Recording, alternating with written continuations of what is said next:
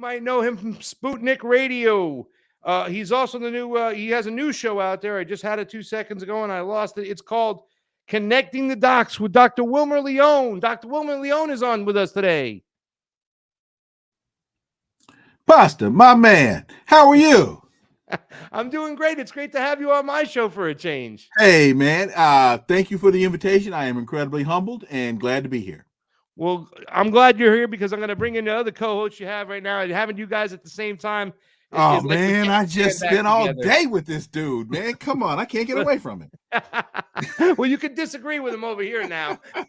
Ladies and gentlemen, you might know him. You've seen him on the Convo Couch before. He's also one of the hosts of the Critical Hour on Sputnik Radio. He used to work in law enforcement, but now he's working for us. Ladies and gentlemen, Garland Nixon's here with us. Hey, how do you know? Maybe I'm deep state, deep cover. Man, don't put me in that mess. Don't put me in that mess, man. Don't put me in that mess. Wait a second. Now, if I remember correctly, it was funny because there was an election integrity activist I know that lost his mind during the 2020 election and couldn't say that Donald Trump got cheated. He played team sports. This guy had really a bone to pick with you. What was that guy's name? I totally forgot his name. He could not stand you, Garland. He would always talk bad about you. I don't know. Oh, God. How can anybody not like Garland Nixon? That's impossible. This guy did not like Garland at all. Is it Brad Sherman or something like that? Or yeah, I don't remember who it was. Yeah, I remember. Yeah. Brad something like that. Something like that. He couldn't stand you, Garland, but that's why I love you, because he couldn't stand you and I can't stand him. So it makes a lot of sense. The enemy of my enemy. I'm going to take you guys down. I'm going to play a video. We're talking about today, is Trump any different than Joe Biden? How much different is Trump than Joe Biden? Garland, we're going to start off with you. You're going to go first because I know you have an interesting point of view on how Donald Trump is different than Joe Biden, and I can't wait for you to talk to my audience about it. But I want to play this video right here from Jimmy Dore. I used to work for Jimmy Dore, obviously. I call him the big man. And this is something we talk about quite a bit. When me and Dr. Wilmer Leon were on Crosstalk together just recently, a couple weeks ago, we had talked the way our foreign policy actually leads to migration. Check out this video from Jimmy Dore real quickly, and then we'll jump on in. We'll get your point of views, because everybody out there, and it really, really stemmed not only just from the kind of turning a blind eye and capitulating to Donald Trump's feelings on Israel, what's going on in Israel, Gaza, it just drives me crazy. Kid Rock said some stuff, and a lot of the Trumpers kind of act like Donald Trump is miles away. He's less woke. He's miles away from Joe Biden. But we just did a whole segment with Middle MAGA, and we showed that there's not too much space between Joe Biden and Donald Trump. Take a look at this video, and we'll talk more about it after. We're buying oil from Venezuela. When I left, Venezuela was ready to collapse. We would have taken it over. We would have gotten all that oil. It would have been right next door. Just in case you need a reminder that we don't have any good guys in the game. Yeah, we just have one funny guy. Right. So he wants Venezuela to collapse, which is why they're sanctioning Venezuela and why they tried to overthrow it with Juan Guaido. And why they're busing them into your cities and they're staying in your schools that your kids go to. This is what's literally forcing immigration from Venezuela to the United States. Think about that. Like, Trump's the guy who's going to do something at the border. Their oil. He was trying to help collapse Venezuela. We have a flood of Venezuelans now. That's right. Millions. Nobody's going to connect those things. They're going to go, whoa. So once again, we have the choice of the guy who says, yes, I'm evil, and the other guy who says, gibberish. What are we talking about? That's another reason why they don't want Trump, because he tells you the truth about our foreign policy. He blurts it right out. You want to hear it is. We're keeping the oil. We have the oil. The oil is secure. We left troops behind only for the oil. That's why they can't have him, because he tells you the truth about our foreign policy. So if you want to know why there's all these immigrants here, it's because Trump is agreeing with the policy of destabilizing Central South American countries, creating refugees, and then they come here. That's why they're sanctioning the shit out of Venezuela. That's why they sanction Cuba. That's why everywhere they put sanctions, it turns people into migrants and refugees, and then they come here. And then they lower your wages. And it's right. says it. He says the quiet part out loud. Make America great. We're imperialists. We come, we invade smaller, weaker countries, and we take their natural resources and we give it to Western companies. By the way, the oil wouldn't go to American citizens. The oil would go to Western corporations that would then charge you for it. Who would then work to coup Trump out of office? That's by the right. way. That's right. Like, it actually is hilarious. This really is a funny ass country. And the oil that comes out of Syria, a lot of it goes to Israel. Garland, I've been trying to make this argument. Listen, Kid Rock set me off. He really did on the Joe Rogan show the other day. I'm sure you guys saw it when he was saying that, no, you go and bomb these people until you give those hostages. He was pretty much condoning what was going on in Israel, Gaza, with all these innocent people being killed. And I don't give a damn what you call it anymore right now. Genocide, you want to call it ethnic cleansing. You want to call it collateral damage. I don't care. It's just plain wrong. We have over 30,000 people dead, mostly women and children, civilians at this point. But if you want to sit there and try to explain to me that Donald Trump is miles and miles different than Joe Biden, somebody's going to have to talk some sense. But people have been saying, well, listen to Garland Nixon. He has an interesting point of view on how Donald Trump is different than Joe Biden. Can you please explain to the audience your thoughts on that? Well, one of the things, like I always say, no two snowflakes in the universe are alike. So certainly politicians, they're going to be able to always nuance politicians and find some differences. One of the things that I've said that I felt is this. One difference is that they're both imperialists. They want to, tell other people around the world what to do. Joe Biden is part of this machine that wants to confront a Russia, a China, the big boys, the big nuclear guys. He wants to confront them, go to war with them, whatever. Trump wants to pick off the small. In my opinion, he's more to picking off the smaller guys. Right. So rather than going up against Russia or China, one of the big boys, he's going to pick off as many of the smaller ones as he can. And so I think that's maybe foreign policy difference. Also, I think Joe Biden has more of a propensity to use firepower to go after him. Donald Trump's more to use sanctions and kind of terrible things like that. Let me add this. Not only did Trump say that about Venezuela, not only will he tighten down on the sanctions on Venezuela, which Joe Biden is talking about doing now, Marco Rubio and Tim Kaine want to introduce legislation right now called Nicaragua Human Rights and Anti-Corruption Act. So they want to add some new conditions to that. So now what you're looking at is if they reinstitute the sanctions against Venezuela, 30 million people, and they add new sanctions to Nicaragua, 6 million people. You've now destabilized two countries with 36 million people. So as Trump comes in and the Republicans come in and say, oh, yes, we're here, we're going to fix the border crisis, they will exacerbate it exponentially. So there are differences, but I mean, it's the difference between eating a biscuit made of broken glass and one made of horse manure. I would say this. Donald Trump is less likely, I think, to have a nuclear war because he's less likely to confront a nuclear power. But he is still going to take this country in the direction of economic collapse, I think, by creating a dynamic where people are all want to get out from under the dollar because of the sanctions and things like that we use. So that's a foreign policy difference that I think. Nuance, shall we say. But Wilmer may look at it a little differently. I don't know. But that's one thing that seems to make sense to me. I think your analogy tied it all together when you said it's like eating a sandwich made out of glass or a sandwich made out of horse manure. Maybe it's one of those things. But Dr. Wilmer, you jump in here and you tell. Listen, our friend Garland Nixon is wearing a hat that said Biden bombed Nord Stream. Well, Donald Trump was just bragging that he shut down Nord Stream. And if Donald Trump was the president, they might have bombed Nord Stream too. I certainly think that everything in Israel would be worse if Donald Trump was the president. I mean, at least Biden, he lifted the Pompeo doctrine, which said that settlements in the West Bank are now internationally illegal. Donald Trump reversed that. Donald Trump moved the embassy to Jerusalem from Tel Aviv. You know what I'm saying? So there's areas where I think that Donald Trump is worse than Joe Biden. Cuba could be one of them. A week out to go, he had a week of his presidency. Donald Trump labeled Cuba as a state sponsor or terror. Even Joe Biden lifted some of the sanctions out there. Your thoughts, Dr. Wilmer? Is there any difference between Joe Biden and Donald Trump? And are those differences significant? No, they're not. you're talking about, is it a difference or is it a distinction? Because one of the mistakes that a lot of people in this country make is they get lulled into thinking that the president makes the foreign policy, and that's not really accurate.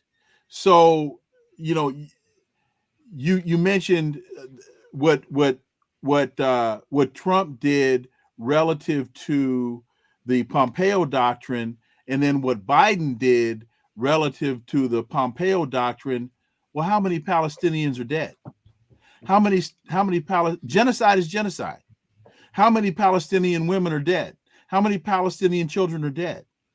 So what you tend to get is a difference in ideology. You might get a difference in verbiage. And on the periphery, you might get a difference in approach. But at the end of the day, dead is dead. Dead Palestinians are dead Palestinians. At the end of the day, genocide is genocide. You can call it what you want, but genocide is genocide. So, Joe Biden has stolen the sovereign wealth fund of Venezuela. Donald Trump stole the sovereign wealth fund of Venezuela. Whether it's Juan Guaido or whether it is her name is Machado. I can't remember her first name. Marina Machado. Marina Machado is Juan Guaido in drag. It's this, at the end of the day, whether you take strychnine or whether you take some other poison, at the end of the day, you're still dead. Oh, well, with strychnine, you foam at the mouth, and with some other poison, your eyes roll back in your head and blood comes out of your ears. At the end of the day, dead is dead. So this is about American imperialism. This is about American hegemony. This is about a fledgling empire that is on the verge of collapse. That's what this is all about. And so whether Joe Biden is the head of the empire, whether Donald Trump is the head of the empire, it's imperialism. And, so, do you want crap in a box in a blue wrapper? Do you want crap in a box in a red wrapper? You want crap in a box? Yeah. Yeah. I think Whitney Webb used to say it best. I don't care what type of bread you put the shit sandwich on, it's still going to be a shit sandwich, right? That's what she used to say, and that's great. But Garland, what about domestic? Well, and in fact, let me take one more step back, because if you throw Barack Obama into the conversation, right, the leftist Barack Obama, we still wind up in the same place. Yeah, that's my point. The president is just the different bread on the same crap sandwich. Well, let's keep Wilmer up there. Wilmer, what about domestically, right? The culture war stuff. Donald Trump seems to be more favorable than Joe Biden and the Democrats right now. A lot of people who are just independents think that Joe Biden and the Democrats have overstepped their boundaries when it comes to the LGBTQ community being thrusted in our schools. Biological males playing women's sports, all this stuff. There's a lot of people, independents, are like, oh, wait a second, I'm not Republican or Democrat, but this is too much.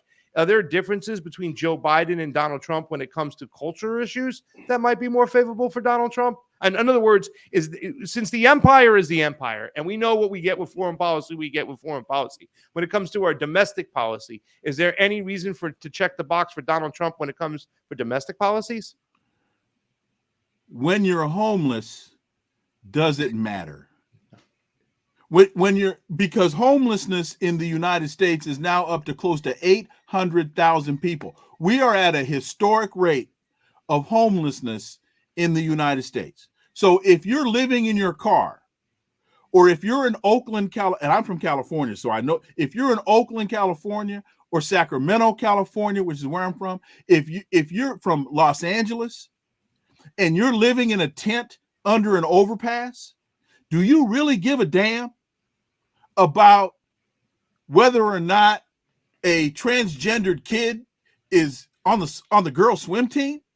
Does that matter to you? When you look at the rats in Washington, D.C., in Baltimore, and Washington, D.C. is awash with rats, does it matter to you that a transgendered guy is singing in a girls' choir? We can't afford to allow ourselves to be taken into these foolish distractions. Is an embryo really a child? I mean, so if an embryo is a child, then if my wife and I are involved in vitro fertilization, can I write those embryos off on my taxes as dependents?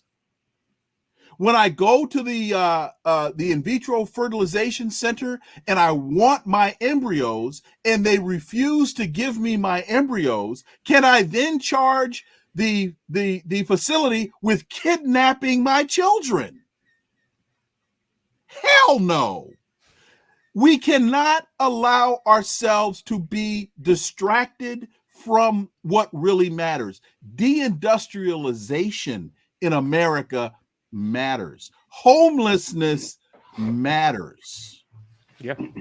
A living wage matters. Yeah. This other stuff is BS, distraction, and it is taking us away from the important things that we need to be. So Yeah. And it's funny that you mentioned that, Dr. Wilmer Leon, because the homeless population continued under Donald Trump to go up. People say, oh, the economy was so better. People were still out in the streets. Food insecurity was going crazy. Garland, get on in here on this. You know, if you have any suggestions on how we can start fixing this. Dr. Wilmer Leon did mention deindustrialization. A living wage means something. But when I say nothing systemically changed under Donald Trump in the workforce, I mean nothing systemically changed. Yeah, you might tip your hat off where he tried to bring back manufacturing with his little tussling of China, but he lost. Manufacturing didn't come back home. NAFTA wasn't reversed. You know, we don't make anything anymore. We don't fix anything. We don't even grow our own food, for crying out loud. What can we do to fix this? Well, a couple of things. Donald Trump, here's a big difference between Donald Trump and Joe Biden, and that is Donald Trump is more astute at understanding what people want to hear and then communicating to them something, you know, good policies that sound good as opposed to good sound policies, right? He understands that people are upset about certain things and he'll talk about those things that they want to hear. And and he's very, very good at that. And Joe Biden, I don't know what he's good at. He doesn't even know. I don't think he even knows he's alive anymore. But that's a whole nother story. The thing about it is this. When it comes to, you know, a lot of people are upset about censorship and things like that, and Biden going after his enemies. But let's not forget, it was the Trump team that went after Julian Assange. Let's not forget Donald Trump and Barr and those people were going after protesters saying, you know, remember DeSantis, you can run over protesters. Trump was in favor of that. They were going after protesters. There was like some people in New Orleans or something. It was protesting something, some black guys, and they named them like, you probably remember, Wilmer, they came up with some term for like black protest, something like that. Bottom line is this.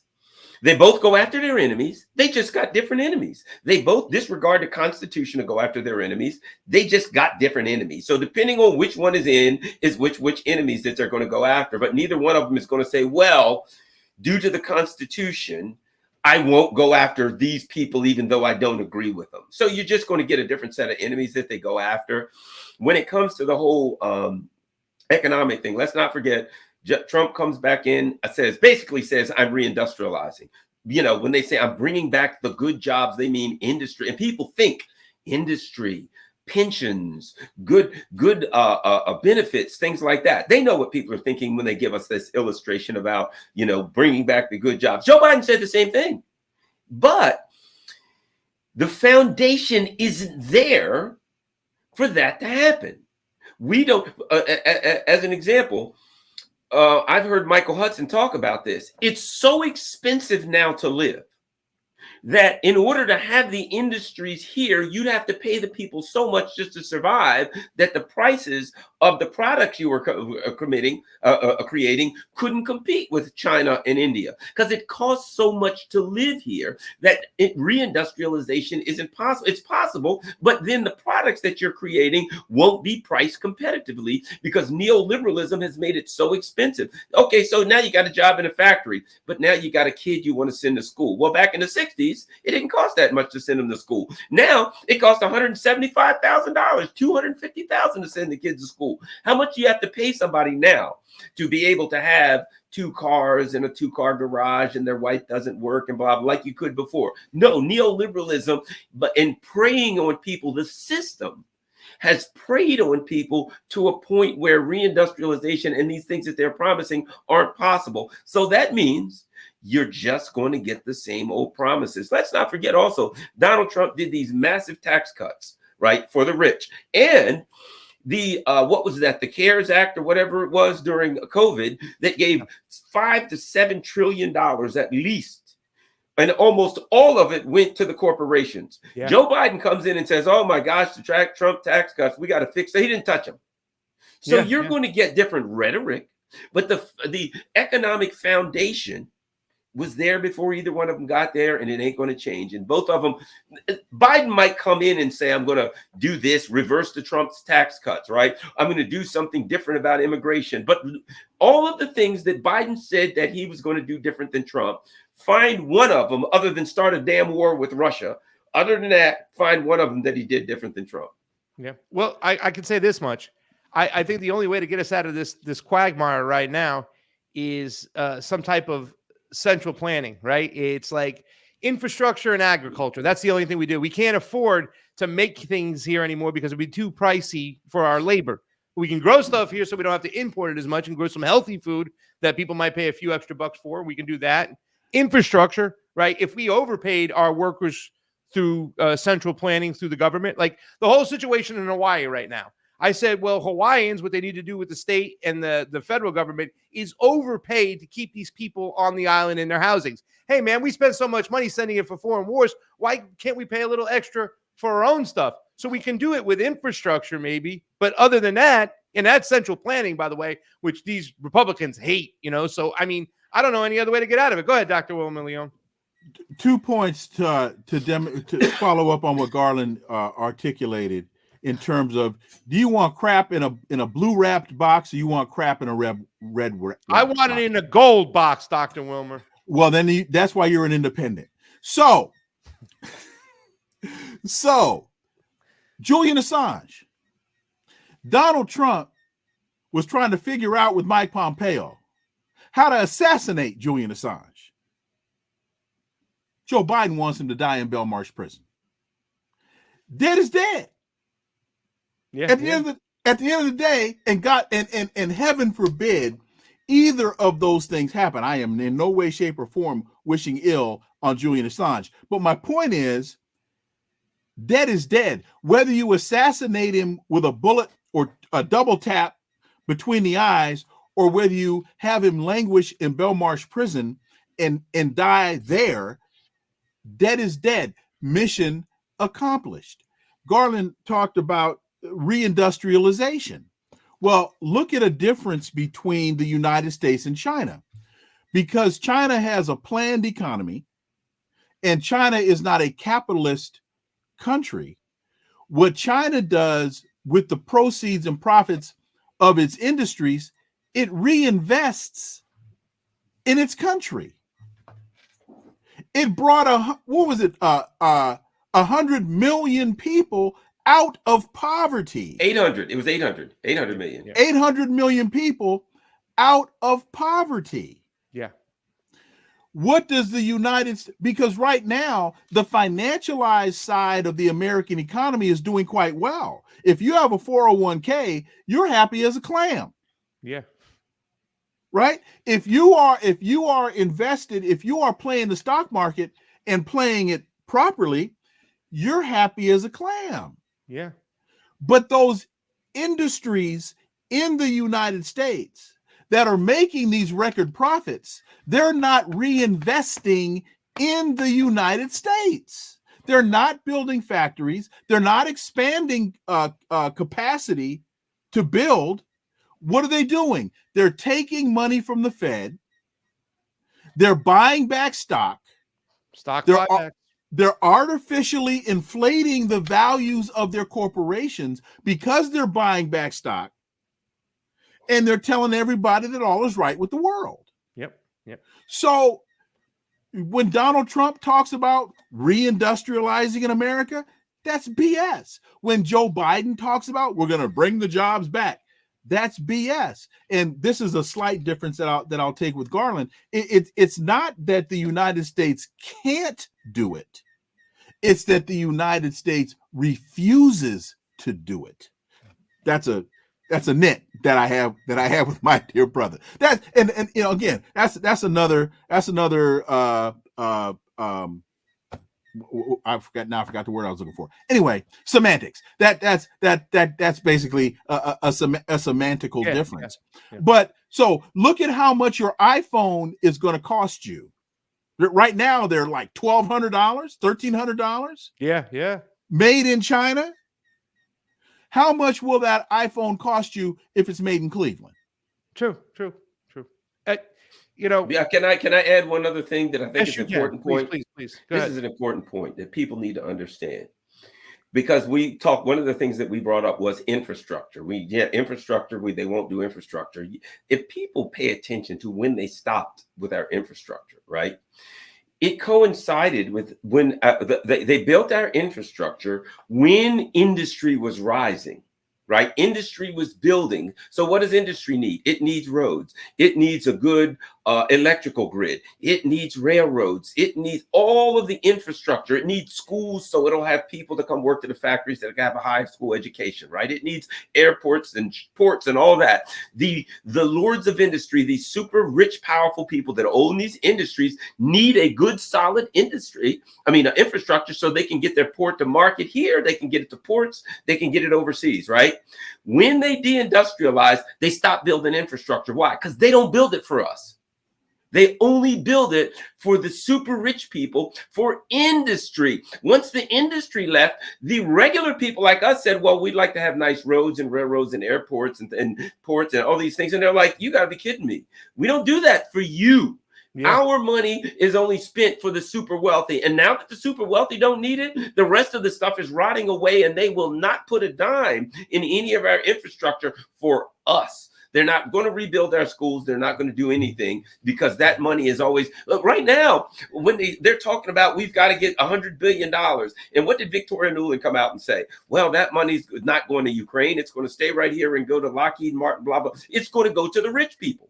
And see, they don't need infrastructure to move missiles and bombs all over the roads and the highways and all the country. They just move ship flying right out to wherever the heck they're going to go. So That's my point. We don't get infrastructure. They ain't building it for us. Forget it. It's not happening. Let me wait a minute. Now you got the critical hour going here. So on the infrastructure point, the bullet train in China. Mm-hmm. We Garland and I were talking to Ajamu Baraka. Ajamu said he was in China on the bullet train, and the train was going almost 400 miles an hour. 400. Now, actually, I might have had that conversation with him on my show, Inside the Issues. Shameless plug. Anyway, 400 miles an hour, and he said he put his bottle of water on the floor, and the thing didn't even vibrate. Try taking Amtrak from DC to San Francisco. If you reach 120 miles an hour, you're lucky, and all you hear is clady clack, clady clack, clady clack, clady clack, clady clack. Yeah. Other point. China brought 800 million people out of abject poverty. 800 million. We have almost 800,000 people homeless, and we can't do a damn thing with them. But we can send billions to Ukraine. Mm-hmm.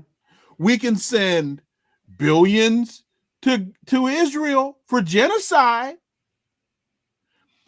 800 million people. The United States only has 300 million people in the whole damn country. Yeah. China brought almost 3 times as many people in the United States out of abject poverty, and we can't house 700,000. Yeah. Excuse me for confusing you all with the facts. My bad. Don't let the facts get in the way of a good BS story, is what my uncle used to tell me. But you know what? I got to tell you something. I've just made a decision on this show while you guys were on. And I was saying, I kind of agree with Garland. I think that Donald Trump is less likely to bring us to nuclear war, right? That's where I kind of felt, well, maybe Donald Trump will be a little bit better than Joe Biden. The people who, are supporting Joe Biden, the people behind Joe Biden pulling the strings, they really want war with China. With Russia. Some of, the populist right, they seem to have this kind of QAnon-y mentality about China. They're pulling the strings from the inside. A friend of mine told me the other day that China was controlling our energy grid. I said, come on, man. But I'm going to say something right now, and I want to bounce this off you. I'm going to play the last video and get you out of here because you guys have been working all day. Wait a minute. I'm sorry. But to the point about who's going to get us into a nuclear war, it's not going to be a conscious. Oh, well, first of all, I confused my kilometers versus miles. It's 320 kilometers per hour on the bullet train, not miles. My bad. It's not going to be a conscious decision about who gets us into a nuclear war. Look at how World War I started with the assassination of Archduke Franz Ferdinand. That was not a conscious decision.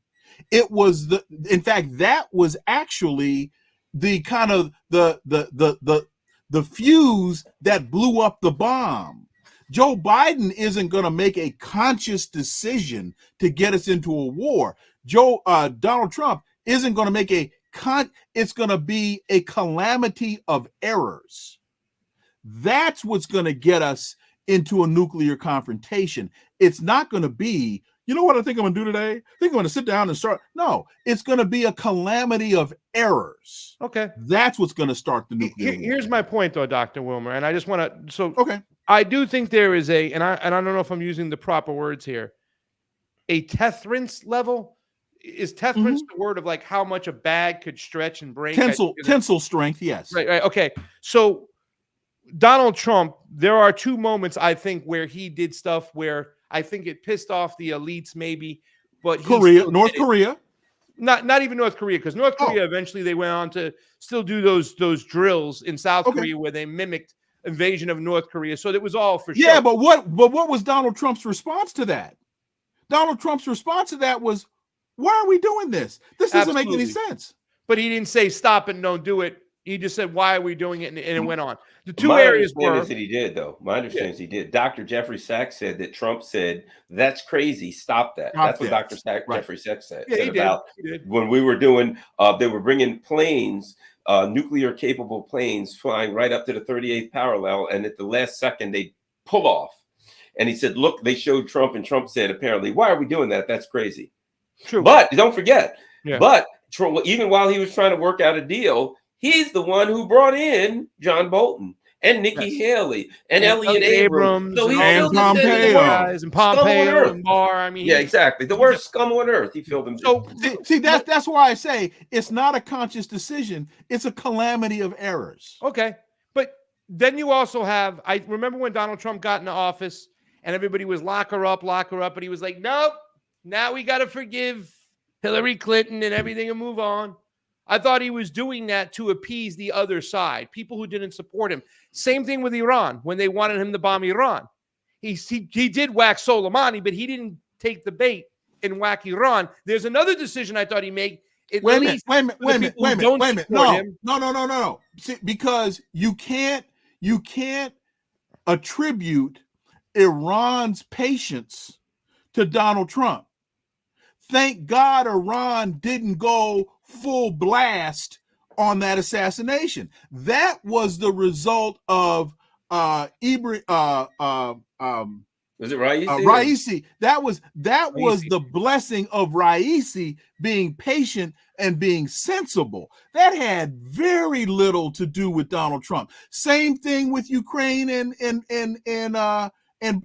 President Putin. President Putin let that atrocity in Ukraine go on for 8 years until he had finally said, enough of this crap. We ain't going to allow it to go down no more. So do not attribute Iran's patience and long-term vision. Don't give that to Donald Trump. He does not deserve that. Okay, fair enough. What I'm saying is that, and listen, I did this whole show today, and my point was to prove that there's not much difference between Donald Trump and Joe Biden, especially with foreign policy, right? Right. So I'm really kind of I'm not being hypocritical, but when Garland said maybe he's less People likely to confuse take us us all the to a time. nuclear war, I was kind of in that area, but at the end of the day, but listen, I got a theory, and I want to bounce it off you because this is important now, because I just realized it when I sat down with you two handsome gentlemen over here. I want Joe Biden to win, because if Trump becomes president, we are less likely to have a revolution of any sorts whatsoever, because Donald Trump does have an actual real following. He has a base that loves him. So if Donald Trump is the president, we are less likely to have any type of revolution whatsoever. Oh, wait a minute. If Biden steals the election, because it's the only way he can win, and he becomes president again, then maybe we have some real revolution. You just said, and Garland, correct me if I'm wrong here. You just started that with, you want Biden to win because there won't be a revolution. No, because it's more likely to have a revolution. If Trump is president, we are less likely to have a revolution. Okay, now I got say that wrong? You started off with Biden, but I got you. I want Biden to win, because if there's any chance of a revolution, it's if Biden wins. Are you talking about a violent revolution? What did Kennedy say? If you make a peaceful revolution impossible, you make a violent revolution inevitable. I don't know if it's even possible if we can have a Gandhi-style revolution, Dr. Wilmer. No, I was just wanting to be sure that you were talking about. Well, I ain't going to be violent. No. That the MAGA people would be violent, because I don't. That is not. I'll put it this way. That's not the basis of my concern. I'm not. Look, what have they done so far? They ain't gonna bust a grape in a fruit fight. I'm not concerned about that. And I could be as wrong as the day is long. No, I think you're right, because I was at the Capitol January 6th. I didn't see one weapon, and it was not a violent crowd. They bark, they scream, they yell, and also that's why we have the National Guard. Garland, do you want to have any opinions on that real quickly? And Jamie, just really quickly, because we do have to end. Just get that Joe Rogan video ready, because I want the gentleman to watch, because we have to mention Israel-Palestine. This thing is getting so crazy out of hand. I don't even know what to say. The other day, I was sitting in my car crying because I didn't know what to do. I felt frustrated just sitting back and not being able. It felt so helpless seeing what's going on in Israel, Gaza. But Garland, if you have any thoughts about a possible revolution real quickly, please. I'll say this. I don't see how Joe Biden's going to be president. When I look at Joe Biden right now, wandering aimlessly around, they're going to, whoever they're going to run, I just don't see, as the condition he's in now, between now and next November, I just see the guy in a rapid deterioration. They'll stick in Newsom or whoever. If Trump, they may be able to find a way to get Trump out, using, charging him or something. If they don't, I don't see any. First of all, if Biden were able to run, I don't think he could beat anybody at this point, because I don't see how he can debate. I think the odds are overwhelming right now that if it's Trump against the Democrat, that Trump most likely wins. I think if they replace Joe Biden, it'll be with Gavin Newsom or somebody who is just a hollow puppet for the machine. So that's the way I see it right now. I think Trump. I think if unless Trump, they come up with another 96 charges or something, or find a way to convict him of something and stop him. I think he wins this. I don't see any chance of the Democrats they've just infuriated their base. And there's 3 ways to win. There's 3 things you got to do to win. Turn out your base. Turn out your base. And turn out your base. If you can't turn out your base, you have no chance. And right now, the Democrats can't do that. And 90% of Republicans approve of Donald Trump. If it's Trump against the Democrat, I will lay my money that Trump's going to win. And I mean, come on, the Democrats lost Michigan. Without Michigan, who, as a Democrat, has a path to the White House, starting by losing Michigan? So, at any rate, well, you forgot 2 other reasons, Garland. Mass mail-in ballots, proprietary software. So that's how Joe Biden got 81 million votes last time too, as well. Listen, I'm waiting for Joe Biden to come off of a Marine One in his bathrobe, unwrapped. Okay, let's play this video, and then it's just a 1-minute video, and then, gentlemen, you guys have been working so hard. Ladies and gentlemen, if you haven't checked out the Critical Hour, please go check out the Critical Hour. I know, Garland, you don't have your Twitter anymore, huh? No, sir. I'm too much of a danger. I'm a danger to the system. You are a danger to society, sir. Let's play this video from Joe Rogan, and Garland, you can go first, and Dr. Wilmer, you go second, and we'll get you on out of here. Thank you so much for hanging on in. Ladies and gentlemen, Pasta to go. Remember, go ahead and like, share, subscribe. Check this video out. We're here with Dr. Wilmer Leon and Garland Nixon. Here's Joe Rogan.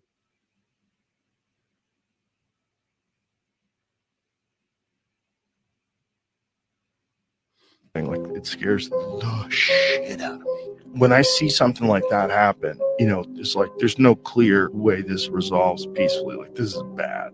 This is real bad. And Israel's going to go into Palestine. They're already bombing, and their world is killing people. Their world is controlling resources, and they don't play fair. Like, they release stories that aren't true. They use disinformation to switch narratives. They have social media posts that aren't real so they can get people riled up about certain things. What they've done with us is they've sheltered us in such a way, and then censored all the mainstream media in such a way that they completely control the narrative of how you think about what can and cannot happen in the world and why these things are happening.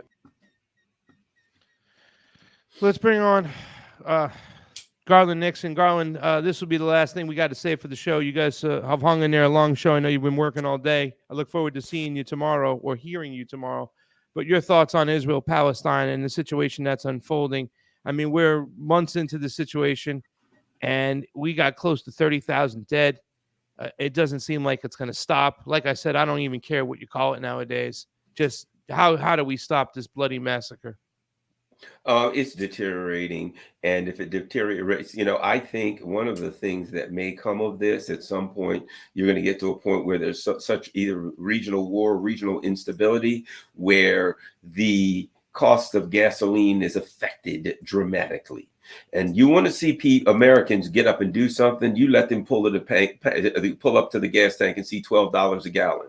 They will be in front of the White House by the millions. They will be on the phone. They will literally tear down the offices of their congressmen. The one thing, Americans don't like high gas prices, and not that I'm belittling the horror of what's happening to the Palestinians, but I do think if they keep pushing in the direction they're going, Israel and the neocons in the White House, and they push it to a point where there's something going on that has some dramatic effect, that is the one thing on gas prices, and we're going in that direction, then the American people, sadly and unfortunately, they won't be freaked out as much by the death and destruction. I think they're kind of numb to that.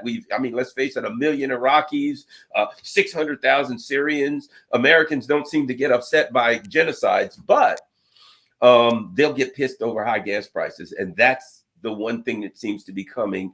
And that will they'll freak out then to a point where the Congress and the government would have to do something. Dr. Wilmer.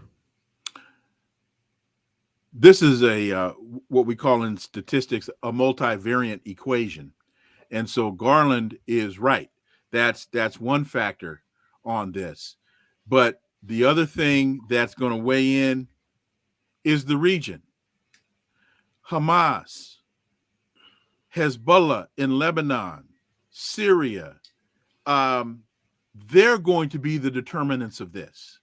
What I don't think have yet to see a full-scale conflict.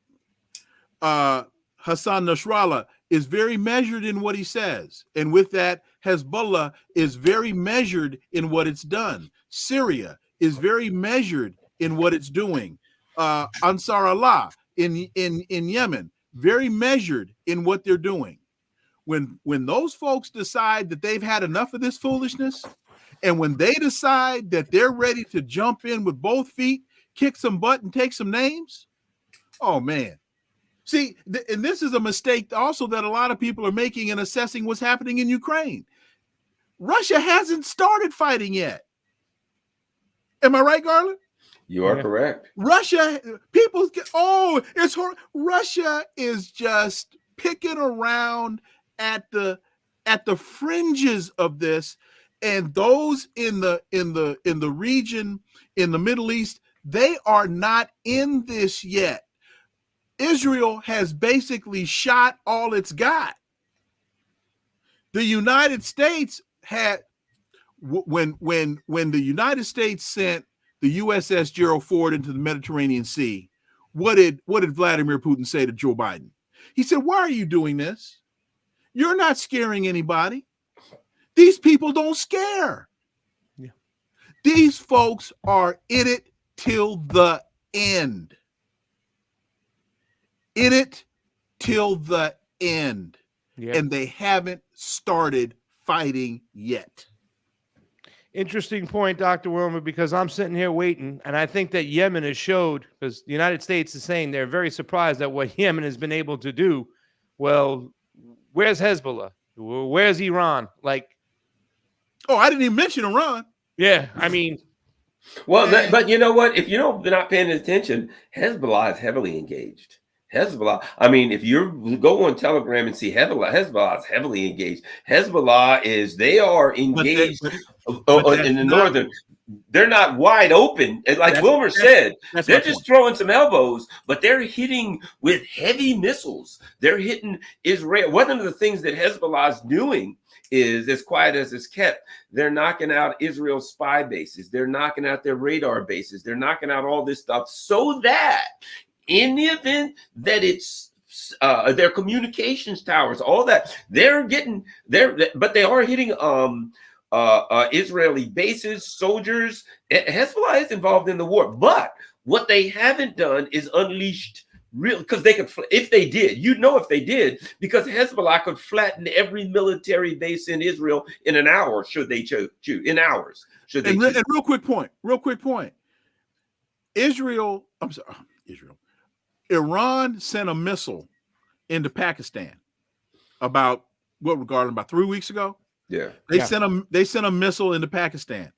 And when you look at the distance that missile traveled, it traveled about 800 to 900 miles. That's the same distance from Tehran to Tel Aviv. Iran was sending a message with that missile. We will hit Tel Aviv when we're ready. And don't forget, Iran has a space program and they've got a satellite program. Look, folks, you do not want them to get involved in this. You don't want that. Yeah. I'll add one other thing. People say Iran doesn't have nukes. No, they don't. They don't need them. Israel has a nuclear power plant, doesn't it? Yep. So, in the event that Israel would use nuclear weapons, that nuclear power plant would go up in smoke from getting hit by missiles, and you got the same effect. You know what I mean? 400 miles around it, is going to be uninhabitable. So, while they may not have nukes, should they choose to exercise a multi-missile strike on a nuclear power plant, it would have the same effect. So, I'm just saying, there are options around nuclear. Israel's they're And Garland, Israel has ballistic missiles like Russia has artillery. Yeah, exactly. Did you know this? According to my understanding is that basically that Alistair Crook talked about that, and he said basically their dead hand plan that they have is they've got literally hundreds of thousands of missiles all over the country underground, and and they're all separate, and they got separate food, separate everything, so that if Israel were to launch a nuclear strike and blast Tehran, those missiles would be coming in for years, nonstop. Thousands of times. They turn it in. So Israel would be gone. It'd be all over for Israel. There'd be no way. So it would be suicide for Israel. So we're all hoping it doesn't get that way. I don't think it will. I think that particularly in a election year, Biden knows he's in deep trouble. I think there's a lot of people in the Democratic Party screaming, "You're killing us, Joe. You're killing us." We'll see. Yeah, we'll see. Well, I can tell you, gentlemen, the easiest way for this war to end, America. Stop funding Israel. There you go. Stop. Yeah. There you go. Bingo. The American people would get off their ass. And Scott Ritter said this the other day, right? We didn't even get to the section today about the gentleman who lit himself on fire in front of the Israel, embassy over there. He's doing something, and man, I don't have the courage to do that. And Scott said he didn't have the courage to do it either and stuff. But quick point on that. Quick point on that. The folks that I've talked to in the region, Aaron is a martyr. The United States is making him out to be a nut. Yeah. He's a martyr. They consider him a martyr. Yeah. And if Americans would just wake up to what is going on, for crying out loud, and have the will to say enough is enough, we ain't going to stand by this here. We're not going to have the blood of women and children, innocent civilians, spilt in our names, and no more. And it was pitchforks at the gate.